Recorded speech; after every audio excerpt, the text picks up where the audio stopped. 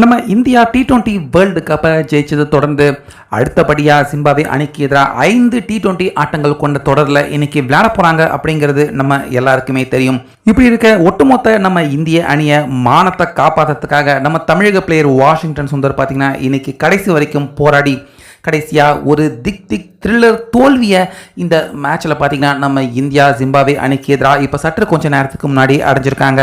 அந்த வகையில் இந்த மேட்ச்சில் டாஸ் ஜெயிச்ச நம்ம சுப்மன் கில் பார்த்தீங்கன்னா ஃபஸ்ட்டு ஜிம்பாப்வே அணி அவங்கள பேட்டிங் பண்ண வச்சார். இதில் முகேஷ் குமார் பார்த்தீங்கன்னா அவர் முதலாவது பந்திலேயே விக்கெட் எடுத்தார். அடுத்ததாக கேப்டனாக வந்த ராசா அவருடைய விக்கெட்டையும் 17 ரன். இப்படி அடுத்தடுத்து ஜிம்பாப்வே அணி பக்கம் சொல்லிக்கிற மாதிரி எந்த பேட்ஸ்மேனும் விளையாடல. ஓப்பனரில் ஒரு 20 ரன், அதுக்கப்புறமா பிரெயின் ஒரு 22 ரன் எடுத்தார். கடைசி நேரத்தில் மதாண்டே அவர் ஒரு 29 ரன்கள் எடுத்து நாட் அவுட் ஆகாமல் இருந்தார். ஸோ இதனால் தட்டு தடுமாறி 20 ஓவர்கள் முழுசாக விளையாண்டிருந்தாலும் 9 விக்கெட்டுகளை இழந்து 115 ரன்கள் மட்டும்தான் ஜிம்பாப்வே அணி அவங்க எடுத்திருந்தாங்க. ஸோ நம்ம இந்திய அணியின் பிளேயர்கள் எல்லாருமே ஐபிஎல் ஃபார்மில் இருக்காங்க. அவங்கள விட்டால் இந்த ரன்னை 10 ஓவரில் எடுத்துருவாங்க அப்படின்னு நம்ம எல்லாருமே நினச்சிக்கிட்டு இருந்தா முதலாவது ஓவர்லேயே 4வது பந்தில் அபிஷேக் சர்மா டக் அவுட் ஆகி வெளியேறினார். அதுக்கப்புறமா வந்த ருத்ராஜ் பார்த்தீங்கன்னா வெறும் 7 ரன்னுக்கே அவுட் ஆயிட்டாரு. ரியான் பராக்கு கூட 2 ரன் தான் எடுத்தார். ஸோ இவங்க எல்லாம் வேற இன்னும் இன்டர்நேஷனல் மேட்சுக்கு புதுசு. ஆனால் ரிங்கு சிங், சுப்மன் கில் இவங்க 2 பேருமே நம்ம இந்தியாவை ஜெயிக்க வச்சுடுவாங்க அப்படின்னு எதிர்பார்த்துக்கிட்டு இருந்தா ரிங்கு சிங் 2வது பந்திலேயே அவரும் டக் அவுட் ஆகி வெளியேறினார்.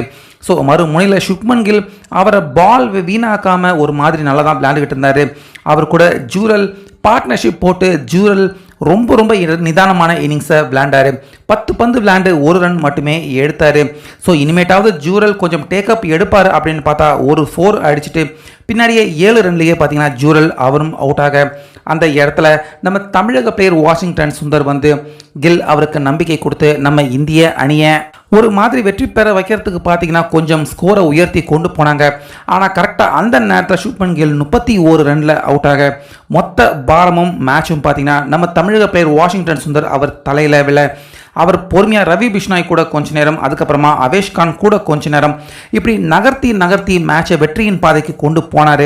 ஆனாலுமே மறுமுனை பேட்ஸ்மேன்கள் பார்ட்னர்ஷிப் யாருமே சரியாக கொடுக்காம போனதால் ஒத்த ஆளாக நின்று நம்ம வாஷிங்டன் சுந்தர் இந்திய அணியை வெற்றி பெற வைக்க கடைசி வரைக்கும் போராடினார்.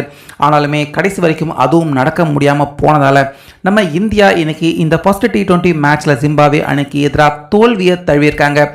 முக்கியமாக T20 வேர்ல்டு கப் ஜெயிச்ச கையோட நம்ம இந்திய அணி இப்படிப்பட்ட ஒரு தோல்வி அடைஞ்சிருக்கிறது ஒட்டுமொத்த நம்ம இந்தியாவுக்கு இது மிகப்பெரிய ஒரு வருத்தமான செயல் இது அப்படின்னு தான் சொல்லணும்.